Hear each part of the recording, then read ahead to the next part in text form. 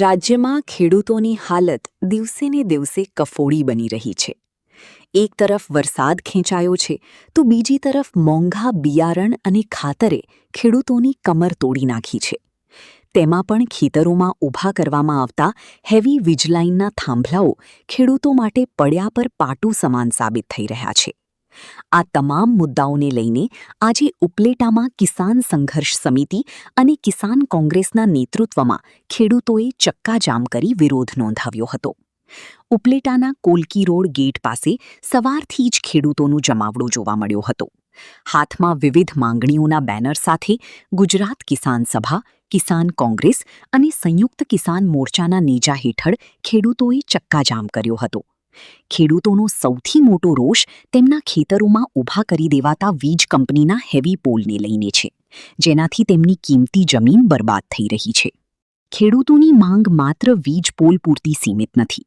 તેઓ C2+50% formula મુજબ ટેકાના ભાવનો કાયદો, સંપૂર્ણ દેવા માફી, ખામીયુક્ત જમીન માપણી રદ કરવી અને DAP યુરિયા ખાતરની તંગી દૂર કરી ભાવ વધારો પાછો ખેંચવાની માંગ કરી રહ્યા છે। સ્થાનિક આગેવાનોનું કહેવું છે કે સરકાર તાનાશાહી કરી રહી છે અને ખેડૂતોને પૂરતું વળતર અપાતું નથી।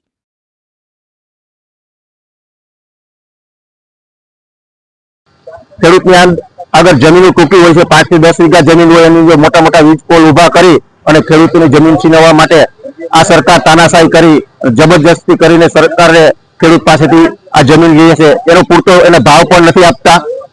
અત્યારે ખેડૂતને એવી આપત્તિ છે કે રાસાયણિક ખાતરની અંદર ભાવ વધારો કર્યો છે, એ ભાવ પણ ખેંચાતો નથી। ટેકાના ભાવ છે એની અંદર માલ પૂરતો લેતા નથી।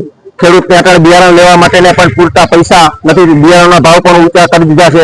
ત્યારે ખેડૂતની માથે અત્યારે આપત્તિ છે, તો આ સરકાર ખેડૂતને ન્યાય ના આપે એના માટે આજે ઉપલેટા તાલુકાની અંદર તમામ ખેડૂત થઈ અને અમે રસ્તા રોકો આંદોલન કરવાના છે। એમાં મારું પૂરતું સમર્થન છે, કોઈ પાર્ટી નથી, કોઈ વાદ વિવાદ નથી અને આ બધા ખેડૂતને હારે આપણું સંકલન કાયમી માટે સમર્થન છે। એમાં મુકામે આમ તો સમગ્ર ગુજરાતની અંદર કિસાન કોંગ્રેસ દ્વારા જે ચક્કાજામનો કાર્યક્રમ આપવામાં આવ્યો છે, એ ચક્કાજામના કાર્યક્રમને લઈ આજે Upleta Kolki road main gate માં અમે બધા કિસાન કોંગ્રેસ અને કિસાન સભા અને કિસાન સંઘર્ષ સમિતિના જે આગેવાનો અને ખેડૂતો આજે અહીંયા ઉપસ્થિત રહ્યા છે।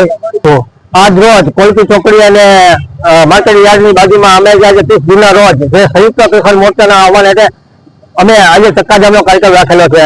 ચક્કાજામનો કાર્યક્રમ એટલો છે કે ગુજરાતની અંદર જે ખેડૂતો પીસાઈ રહ્યા છે, દેવા અને કરજાઓમાં પણ વધી રહ્યા છે, અનિશ્ચિત વરસાદને કારણે અને મોરબીની અંદર જેતપુરમાં જે વીજ થાંભલો નાખી રહ્યા છે, એમના જે ખેડૂતો આજે ઉપર સવારીમાં ફેરવાઈ રહ્યા છે।